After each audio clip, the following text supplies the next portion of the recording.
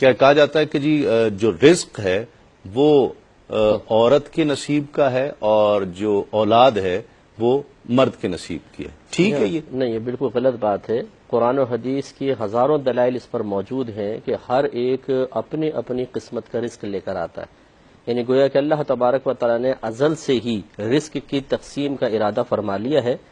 عورت اپنے نصیب کا رزق لیتی ہے اور مرد اپنے، ایک دوسرے کے نصیب پر کسی کا کوئی عمل یا کسی کے جنس اثر انداز نہیں ہو سکتی ہے۔ ٹھیک، اور اگر بالفرض اس مقولے کو صحیح مان لیا جائے تو پھر اس قسم کے مقولے کہنے والوں سے کویسچن کیا جائے کہ جب اولاد ہے ہی مرد کی قسمت کی تو عورت کے ہاں جب لڑکی پیدا ہوتی ہے اس کو برا بھلا کیوں کہتے ہو؟ ٹھیک ہے، آج تک ہم نے کسی ماں کو یہ نہیں دیکھا کہ وہ اپنے بیٹے سے کہے کہ بہیا ڈوب کے مر جا، 4 بیٹیاں پیدا کر دی تو نے۔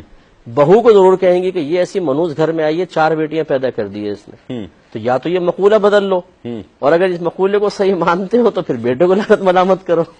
تو یہ بالکل غلط چیز ہے۔ دیکھیں قرآن کی آیات اس پر گواہ ہیں، اللہ تبارک و تعالیٰ خود ارشاد فرماتا ہے کہ اللہ تعالیٰ جس کو چاہتا ہے بیٹے عطا فرماتا ہے، جس کو چاہتا ہے بیٹیاں عطا فرماتا ہے، جس کو چاہتا ہے دونوں عطا فرماتا ہے، اور جس کو چاہتا ہے بانجھ رکھتا ہے۔ ٹھیک، یہ اللہ تعالیٰ کی طرف سے تقسیم ہے، اس میں کسی انسان کو مورد الزام ٹھہرانا بالکل غلط اور حرام ہے۔ ٹھیک ہے، یعنی جس طرح کسی کو ایسے کہا جائے یار تمہیں کھانسی کیوں ہو گئی ہے، تمہیں نزلہ کیوں ہو گیا ہے، یعنی اس کے اپنی کو مطلب کو اپنی چلیے اس میں تو اپنی کوئی عمل دخل ہو سکتا ہے، ٹھنڈا پانی پی لیا، سردی میں باہر نکل بہانہ بن گیا نا وہ تو۔ ہاں، یہ تو اپنا بھی کردار عمل ہو سکتا ہے، لیکن اولاد کی جنس کے معاملے میں تو انسان کو قدرت و اختیار بالکل بھی حاصل نہیں ہے نا۔ ٹھیک، یہ تو بالکل ایک ایسا ہے کہ اس میں مجبور محض ہے انسان، بس ٹھیک ہے جیسا اللہ تبارک و تعالیٰ تخلیق فرما دے۔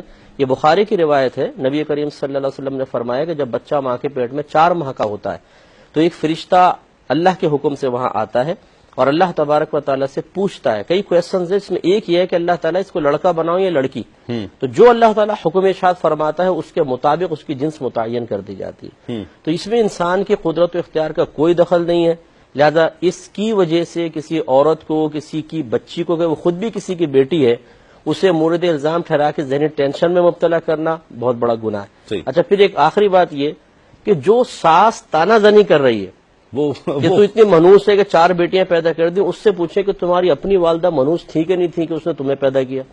اب کیا جواب دے گی؟ اب کوئی جواب نہیں ہوگا ان کے پاس۔ تو یہ بالکل غلط روش ہے، اس کو ختم ہونا چاہیے۔